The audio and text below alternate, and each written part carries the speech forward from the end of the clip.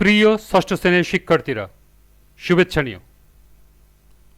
আজকে আমি তোমাদের বিজ্ঞান অনুশীলন বইয়ের চতুর্থ অধ্যায় রোদ, জল, বৃষ্টি এর 50 পৃষ্ঠা থেকে বিভিন্ন ছক ও প্রশ্নের সমাধান করে দেব। প্রথমে তোমাদের বলবো, যারা আমার চ্যানেলটি সাবস্ক্রাইব করো নাই তারা আমার চ্যানেলটি সাবস্ক্রাইব করবে এবং আমার সাথে থাকবে। তাহলে চলো আমরা ক্লাস শুরু করি। 50 পৃষ্ঠার শুরুতেই একটি পরীক্ষা দেওয়া আছে। তাপমাত্রা কেন পরিবর্তন হয় এবং বায়ুমণ্ডল কিভাবে তাপ ধরে রাখে তার উপরে এই পরীক্ষা। তো চলো আমরা পরীক্ষাটা দেখি। এই পরীক্ষা করতে উপকরণ কি কি লাগবে দেখো। 3টি ঢাকনা সহ কাচের জার বা কাচের বোতল, 3টি থার্মোমিটার। থার্মোমিটারটি যেন কাচের জার বা কাচের বোতলের মধ্যে প্রবেশ করানো যায়। পরীক্ষণের জন্য নিচের কাজগুলো ধারাবাহিকভাবে সম্পন্ন করো। প্রথমেই আছে দেখো, 3টি কাচের জার পরিষ্কার করে খোলা স্থানে সূর্যালোকে রেখে থার্মোমিটার দিয়ে জারের ভেতরের বায়ুর তাপমাত্রা মেপে নাও। প্রয়োজনে অনুসন্ধানী পাঠ বই থেকে তার তাপমাত্রা পরিমাপের প্রক্রিয়াটি দেখে নিতে পারো। এরপর 3টি জারের ভিতরের বায়ুর তাপমাত্রা নিচে নোট রাখো। অর্থাৎ 3টি জার পরিষ্কার করে সূর্যালোকে বা রোদে রেখে থার্মোমিটার দিয়ে 3টি তাপমাত্রা মেপে নিতে হবে প্রথমে। তো চলো আমরা এখন 3টি তাপমাত্রা কত পেলাম তার একটি নমুনা দেখি। প্রথম জার তাপমাত্রা 31.5 ডিগ্রি সেলসিয়াস। দ্বিতীয় জার তাপমাত্রা 31.7 ডিগ্রি সেলসিয়াস। তৃতীয় জার তাপমাত্রা 31.6 ডিগ্রি সেলসিয়াস।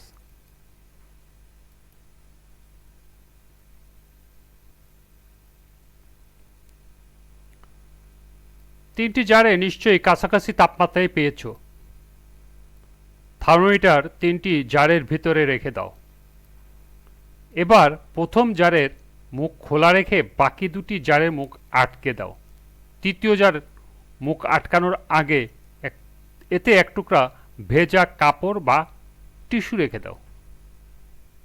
অর্থাৎ 3টি জারের মধ্যে প্রথম জারটি মুখ খোলা রেখে দিতে হবে, দ্বিতীয় জারটি মুখ আটকে দিতে হবে এবং তৃতীয় জারটি মুখ আটকানোর আগে ভিতরে এক টুকরা ভেজা টিস্যু বা ভেজা কাপড় রেখে দিতে হবে।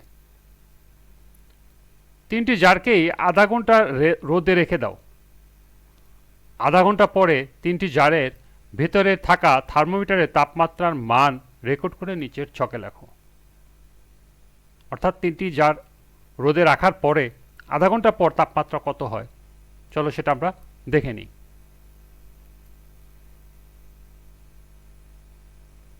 আধা ঘন্টা পর তাপমাত্রা, প্রথম জার 31.5 ডিগ্রি সেলসিয়াস। দ্বিতীয় জার 34.8 ডিগ্রি সেলসিয়াস। তৃতীয় জার 36.7 ডিগ্রি সেলসিয়াস।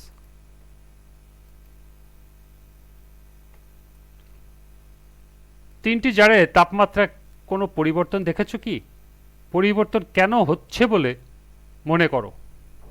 তোমার বন্ধুর সাথে এ নিয়ে আলোচনা করে তোমার মতামত পরের পৃষ্ঠার ছকে লিখে রাখো। একটি ছক দেওয়া আছে, আধা ঘন্টা পর তাপমাত্রা পরিবর্তন হয়ে থাকলে তার কারণ কি?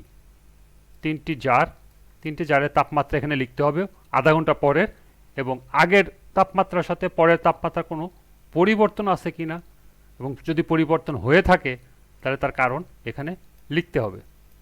তো চলো এখন আমরা এই ছকের সমাধান দেখে নিই।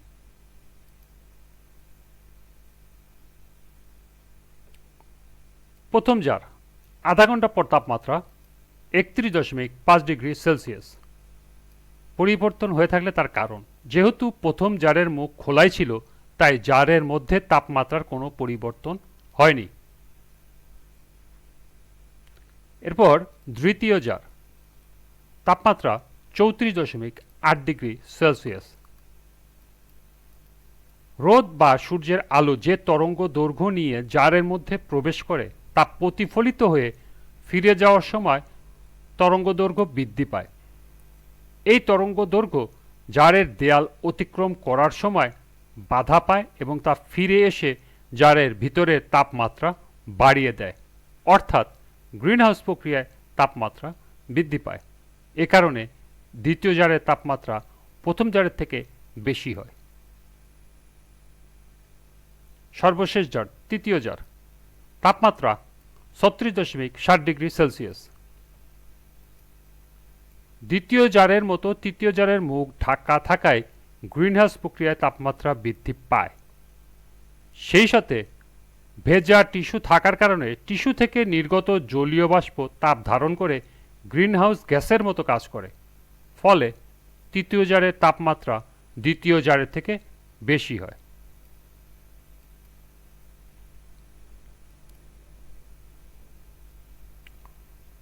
এবার অনুসন্ধানী পাঠ বই থেকে গ্রিনহাউস এফেক্টের অংশ দুই বন্ধু মিলে পড়ে নাও।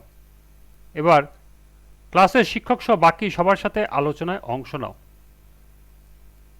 তোমাদের পরীক্ষার ফলাফলের সাথে এই ঘটনার কি কোনো মিল খুঁজে পাচ্ছ?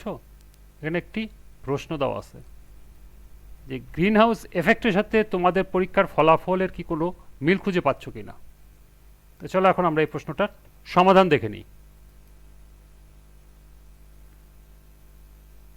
এর সমাধান হবে হ্যাঁ, আমাদের পরীক্ষার ফলাফলের সাথে এই ঘটনার মিল খুঁজে পাচ্ছি। গ্রিনহাউস দিনের বেলা সূর্য থেকে যে তাপ বা আলো পায় তার রাতের বেলায় একটু ভিন্ন রূপে পুনরায় বিকিরণ করে, যে কারণে এ তাপ গ্রিনহাউসের বাইরে যেতে পারে না, যার ফলে গ্রিনহাউসের ভিতরে তাপমাত্রা বাইরের তাপমাত্রার তুলনায় বেশি থাকে। আবার বায়ুমণ্ডলের কিছু গ্যাসের সূর্যের তাপে উত্তপ্ত ভূপৃষ্ঠে পুনরায় বিকিরণ করা তাপ শোষণ করে বায়ুমণ্ডলের তাপমাত্রা বাড়িয়ে দেয়। ঠিক একই কারণে আমাদের পরীক্ষায় মুখবন্ধ জারের মধ্যে তাপমাত্রা বেড়ে গিয়েছিল।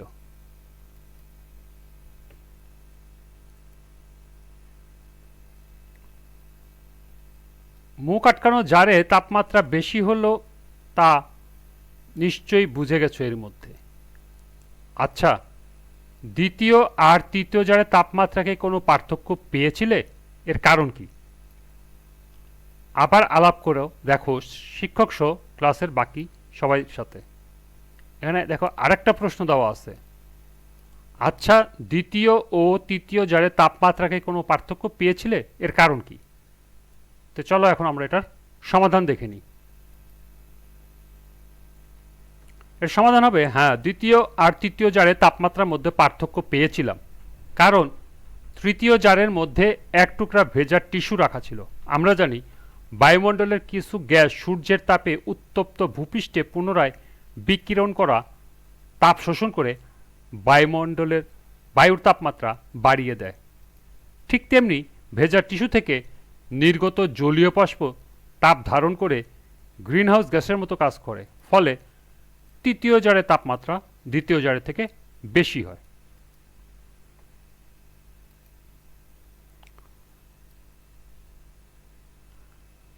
আজকের ক্লাসটি এ পর্যন্তই। আমরা পরবর্তী ক্লাসে এরপর থেকে বিভিন্ন ছক ও প্রশ্নের সমাধান করে দেব।